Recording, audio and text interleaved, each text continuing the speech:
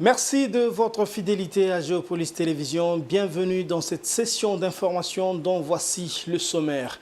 La RDC renouvelle son engagement au processus de Luanda. Assurance du président de la République, Félix Tshisekedi, a cependant dénoncé les provocations du Rwanda qui pourraient entamer la crédibilité de ce processus de paix.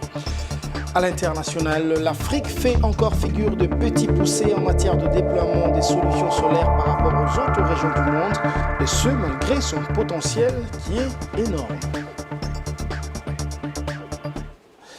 Bienvenue à tous. La RDC réitère son engagement à poursuivre le processus de Luanda.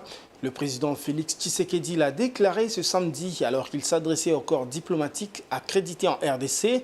Le chef de l'État a néanmoins souligné la nécessité d'un engagement sincère de la part des parties prenantes, en même temps qu'il a dénoncé les multiples provocations du Rwanda. Suivez. Le processus de Luanda, malgré les obstacles, reste une opportunité que nous continuons de privilégier avec détermination dans un esprit sincère mais lucide. Notre engagement dans ce cadre a toujours reposé sur la volonté sincère de résoudre pacifiquement la crise qui oppose la République démocratique du Congo au Rwanda. Cependant, les provocations continues de Kigali, ses violations répétées des accords et son soutien actif au M23, disons-le clairement, compromettent la crédibilité de ce processus.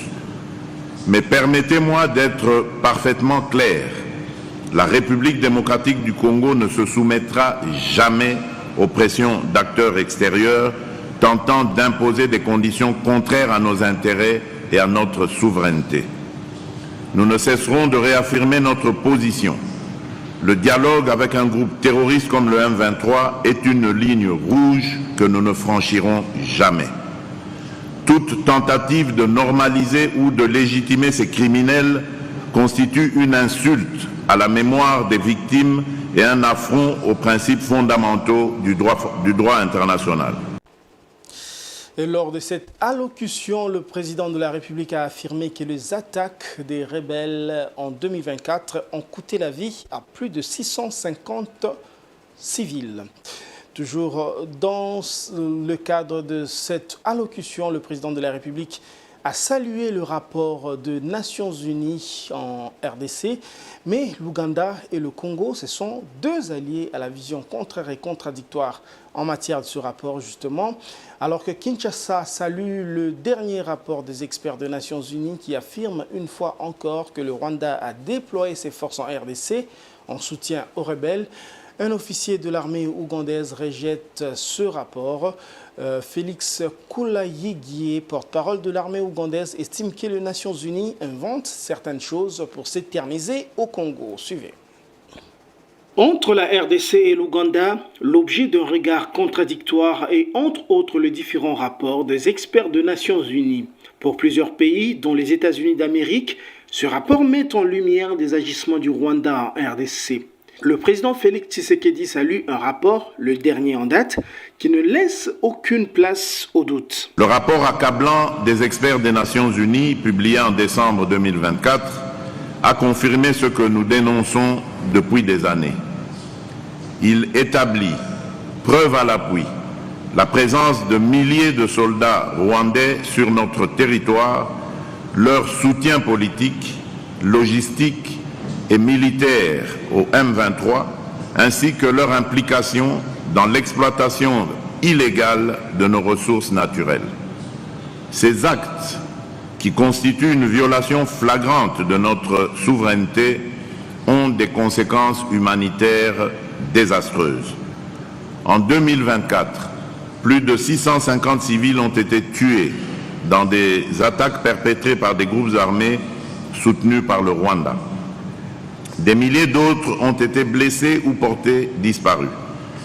La crise des déplacés internes s'est aggravée avec plus de 6 millions de personnes contraintes de quitter leur foyer et vivant dans des conditions précaires dans des camps surpeuplés.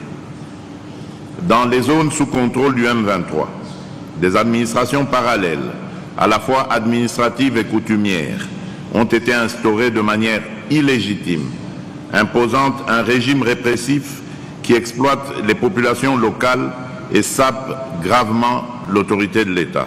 Pour le porte-parole de l'armée ougandaise, l'ONU et ses touristes militaires cherchent un moyen de perdurer en RDC.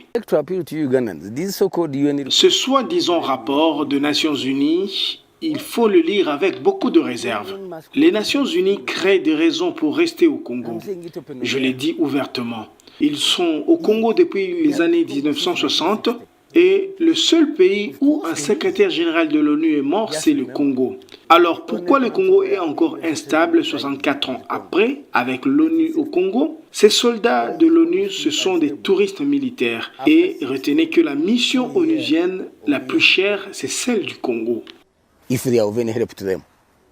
Autant dire que Kampala et Kinshasa n'émettent pas sur la même longueur d'onde. N'empêche, ces deux pays sont encore partenaires dans la région des Grands Lacs. L'état désastreux de la voirie urbaine à Kinshasa est l'une des explications des embouteillages dans la capitale congolaise. Vendredi, le chef de l'État Félix Tshisekedi est allé inspecter une route qui mène vers le centre-ville de Kinshasa. L'avenue Kasavubu, véritable colonne, est dans un état calamiteux. Blest Kuzola. C'est vendredi 17 janvier, journée fériée dédiée au tout premier ministre de la RDC, Patrice Lumumba. Le chef de l'État a effectué une visite d'inspection de la voirie urbaine sur toutes les voies qui mènent vers la commune de Gombe, particulièrement l'avenue Kasavubu, une de voies d'entrée secondaire au centre des négoces de la capitale. Face au constat malheureux de l'envahissement de nombreuses avenues par des vendeurs comme celle du marché, des marais et des plateaux ou encore Kasavubu, Kabambare, Itaga, Croix-Rouge, Wangata et même Sendwe, autrefois carrossable, devenu méconnaissable à ce jour, le président Tshisekedi a fait part de sa détermination à faire changer cette situation et redorer l'image de cette partie du centre-ville. Le chef de l'État a apprécié les débuts de travaux de modernisation effectués par Safrimex. Parmi les solutions envisagées figurent le redimensionnement de caniveaux, la réorganisation du réseau d'évacuation des eaux et la destruction de toutes les constructions sur des caniveaux. La visite surprise du chef de l'État a été saluée par la population qui l'a vivement ovationné et encouragé à prendre des mesures salvatrices pour le bien-être de tous. Et au grand marché de Kinshasa, plus précisément sur le plateau du marché, un véritable fléau menace la qualité de vie des habitants. Les déchets s'accumulent sur la place, créant un environnement insalubre et difficile à vivre. Les marchands, épuisés par cette situation alarmante, expriment leur désespoir et leur désir urgent de solutions durables afin de retrouver des conditions de vie décentes. C'est un reportage de Rositi Yoyo. Au grand marché de Kinshasa, plus précisément sur le plateau du marché, la situation devient de plus en plus alarmante, marquée par une accumulation croissante d'immondices qui met en péril la qualité de vie des commerçants. Ces derniers expriment leur désespoir face à cette situation. Des restes alimentaires, des plastiques et divers détritus s'accumulent, attirant des nuisibles et dégageant des odeurs insupportables, selon les témoignages des marchands interrogés.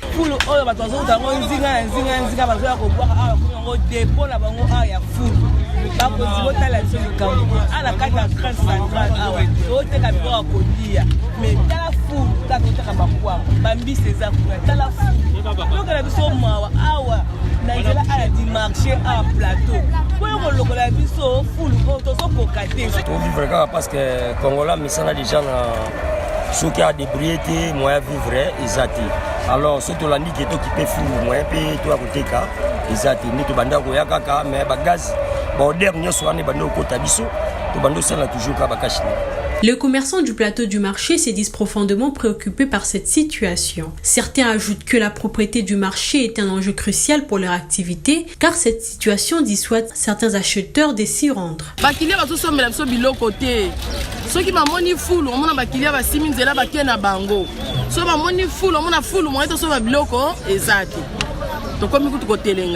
Alors que la ville de Kinshasa continue de croître, la gestion des déchets devient une question de plus en plus essentielle. Les commerçants du plateau du marché appellent non seulement à un nettoyage, mais également à une prise de conscience collective sur l'importance de maintenir un environnement sain.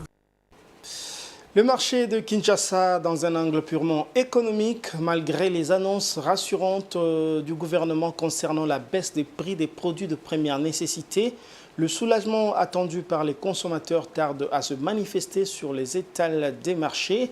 Les promesses de régulation restent pour l'instant lettre morte, suscitant mécontentement et frustration tant chez les vendeurs que chez les acheteurs. C'est un reportage signé Gigi Nende.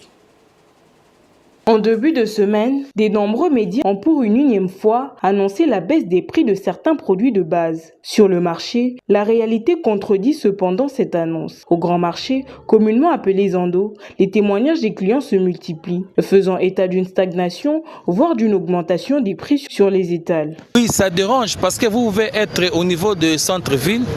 Vous avez laissé un produit qui coûte 1000 francs à la cité. Vous arrivez ici au centre-ville, ça coûte 1200, 1300. Avec les transports que vous avez payés, c'est énervant. Et surtout, ces derniers temps, nous venons de passer des fêtes, on a beaucoup dépensé. Et ce que nous gagnons aussi comme revenu, ça dérange un peu notre budget, les calculs. L'annonce répétée de la baisse des prix de certains produits par le gouvernement, alors que c'est le contraire qui se produit sur le marché, commence même à agacer certains vendeurs. Pourquoi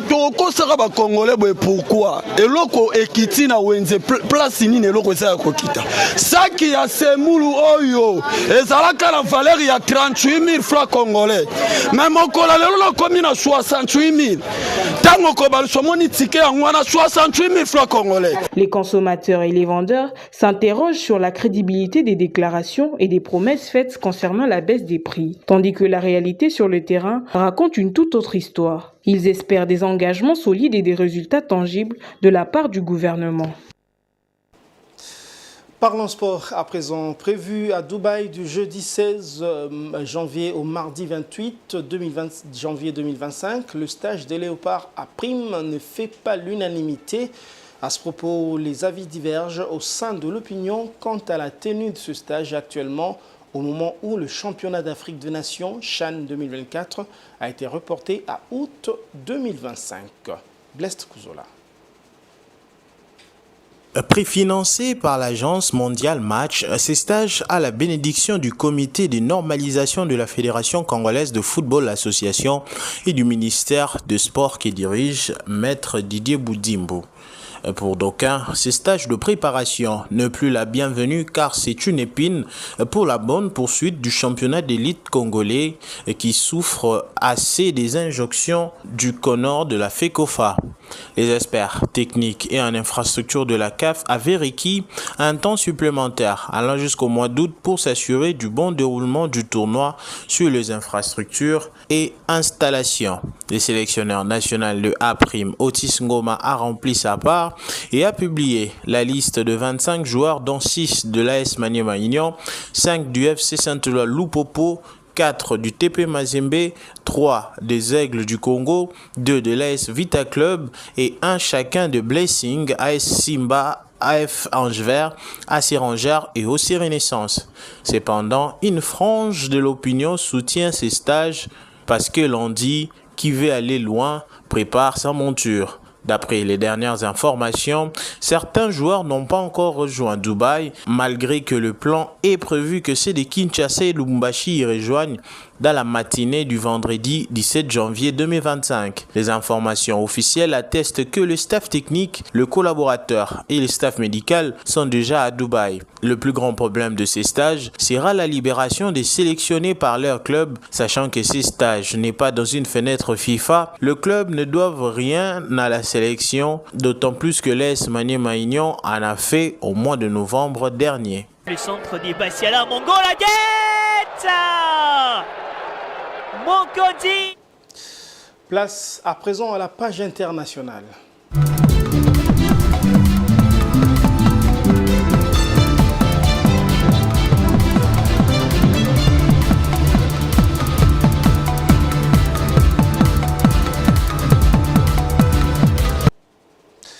Je l'avais annoncé au sommaire, malgré son énorme potentiel, l'Afrique fait encore figure de petit poussé en matière de déploiement des solutions solaires comparativement aux autres régions du monde.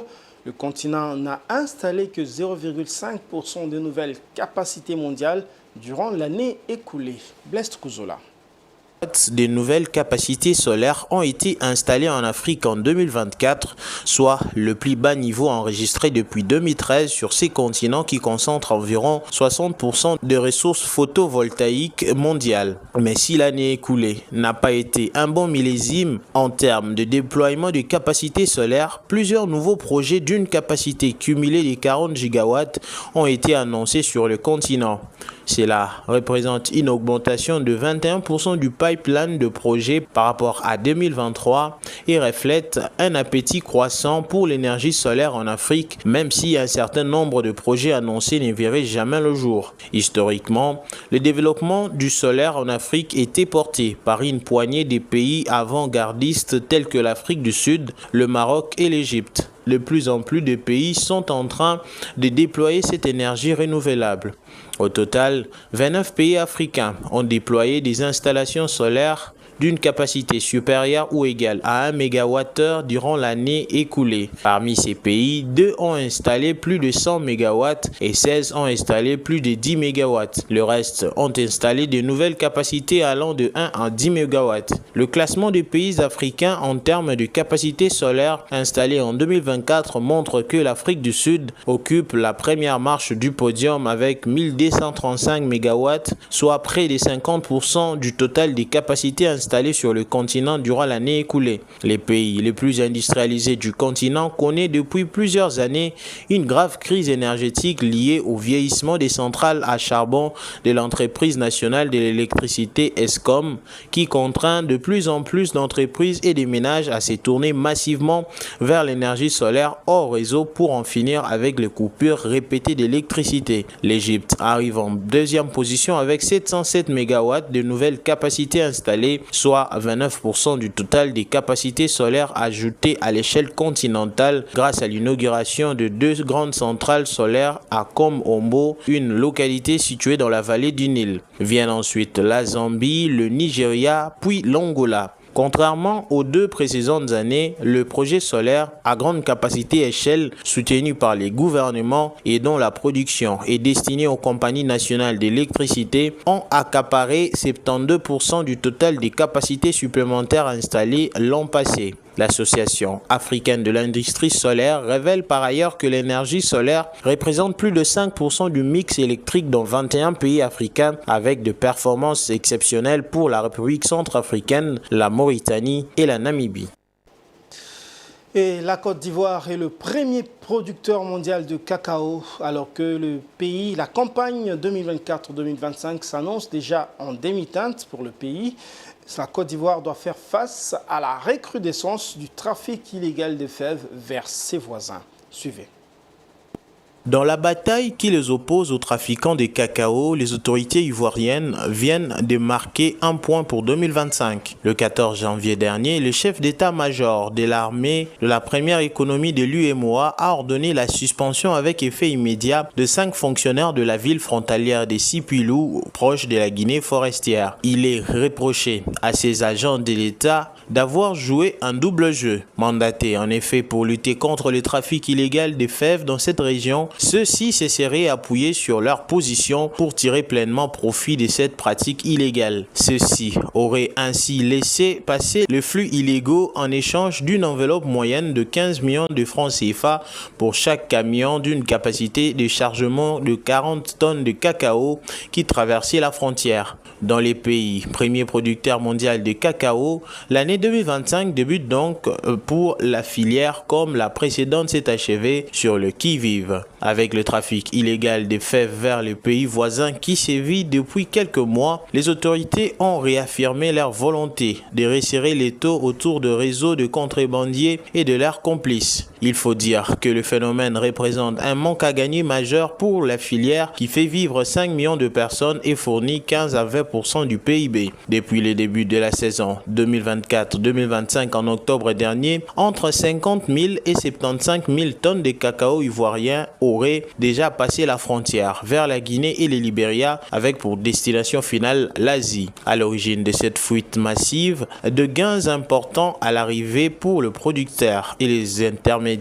si lorsque le prix officiel du kilogramme en Côte d'Ivoire a été fixé à 1800 francs CFA le 30 septembre, la tonne de cacao fluctuait autour de 6 000 $. La situation a rapidement évolué avec le prix qui ont doublé vers la fin de l'année. Enrayer les sorties des cacao, démanteler les réseaux de corruption dans l'administration, la guerre contre la contrebande s'annonce longue. C'est la fin de cette édition, mais avant de la boucler complètement, je vous en rappelle ces deux principaux titres. La RDC renouvelle son engagement au processus de Luanda, assurance du président Tshisekedi. Félix Tshisekedi a cependant dénoncé la provocation du Rwanda qui pourrait entamer la crédibilité de ce processus de paix. Et puis à l'international, vous l'avez suivi, l'Afrique fait figure de petit poussé en matière de déploiement des solutions solaires par rapport aux autres régions du monde, et ce malgré son potentiel qui est énorme. C'est la fin de cette édition. Merci d'avoir suivi. Bonne suite de programmes sur Géopolis Télévision.